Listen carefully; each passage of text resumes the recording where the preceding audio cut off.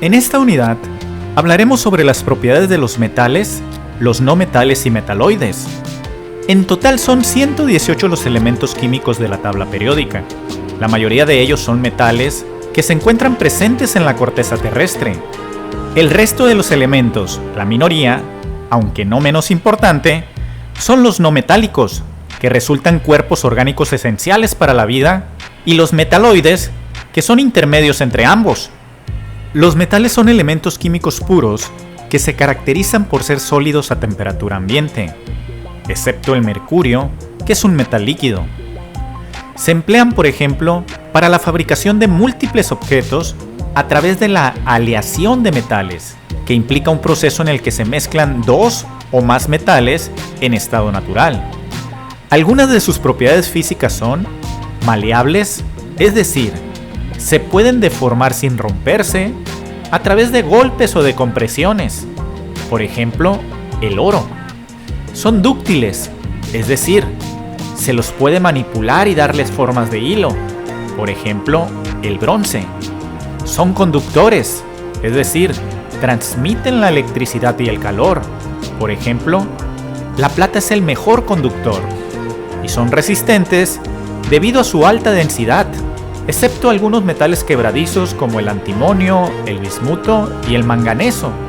Son brillosos y capaces de reflejar la luz, de ahí la clasificación de brillo metálico. Algunas de sus propiedades químicas son: tienen entre 1 y 3 electrones en la capa externa de cada átomo que lo conforman.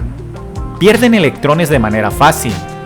Son corrosivos, es decir, se desgastan u oxidan en contacto con el agua.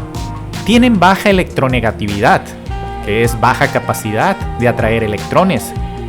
Son alcalinos, alcalinotérreos, de transición, lantánidos, actínidos o transactínidos.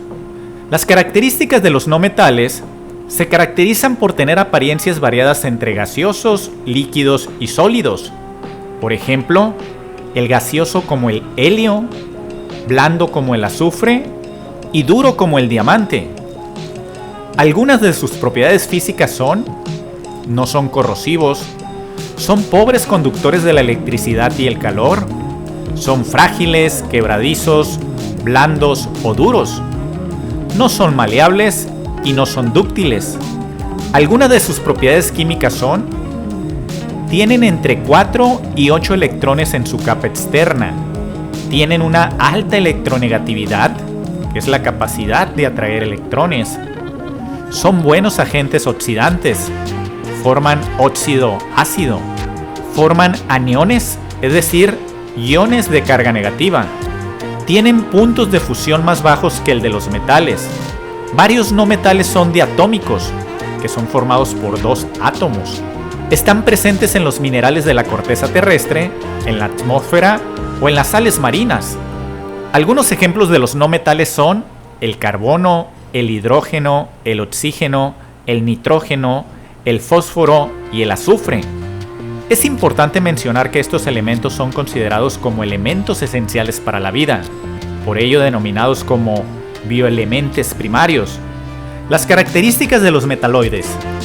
Los metaloides se encuentran dentro de la tabla periódica en una diagonal descendente desde el boro hasta el astato, esparcidos entre las columnas 13, 14, 15, 16 y 17, y dividiendo la tabla en dos. Los elementos que se ubican en la mitad de la derecha son no metálicos, y los que se ubican a la izquierda son metálicos. Se clasifica como metaloide o semimetal a un elemento que no es metal y tampoco es un no metal en relación con las propiedades de ionización o enlace. Los metaloides comparten ciertas características con los metales y otras con los no metales. Sin embargo, presentan ciertas propiedades comunes que los definen, que pueden ser brillantes u opacos, son semiconductores, transmiten la electricidad en un solo sentido. Los metaloides conducen la energía calórica mucho mejor que los elementos no metálicos, sin alcanzar la alta conductividad de los metálicos. Reaccionan distinto dependiendo de si están en presencia de un elemento metálico. Entonces reaccionan como un no metal, o un elemento no metálico. Entonces reaccionan como un metal. Es posible que representen un peligro para la salud. La mayoría de los metaloides suelen mostrarse en estado sólido a temperatura ambiente.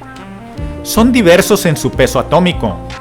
Pueden ser muy alto como el polonio o livianos como el silicio.